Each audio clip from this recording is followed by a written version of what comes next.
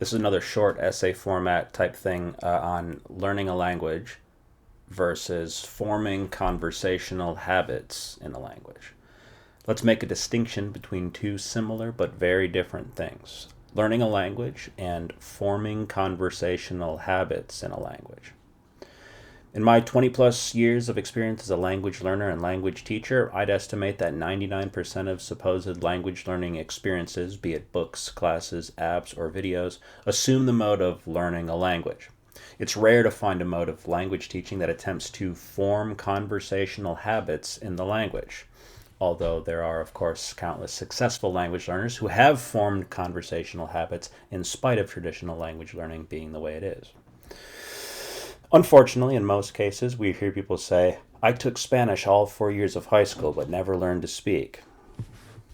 Language learning versus forming conversational habits in the language involves learning or attempting to learn everything you possibly can about the language other than how to express thoughts in the language. For example, we may attempt to learn as many words as possible and study the way words morph according to gender, number, case, and so on. Often we conjugate verbs, read dialogues, and do the fill in the blank thing. Anything. Anything to avoid expressing a genuine thought in that language. The psychologist Carl Jung once said that people will do anything to avoid facing their own soul. And for some reason, it's the same in the foreign language classroom. But instead of the soul, it's reticence to converse. I remember once in a French class, our teacher had just taught us how to say, "What did you do this weekend?"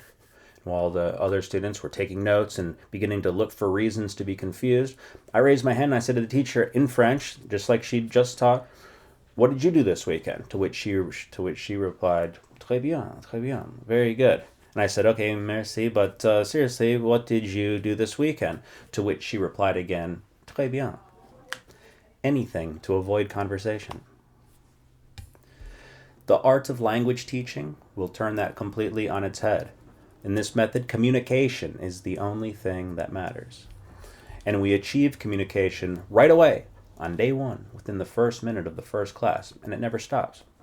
The Hungarian polyglot Kato Lom said, "You don't learn a language so you can speak it. You speak a language so you can learn it." And this is a tenet that the method is firmly based upon. How is it possible, then, to communicate in a new language before you've learned the language? We attempt to reconcile that paradox by describing a set of tools and processes which can be called the language matrix. As we go through the method, feel free to try this stuff out for yourself.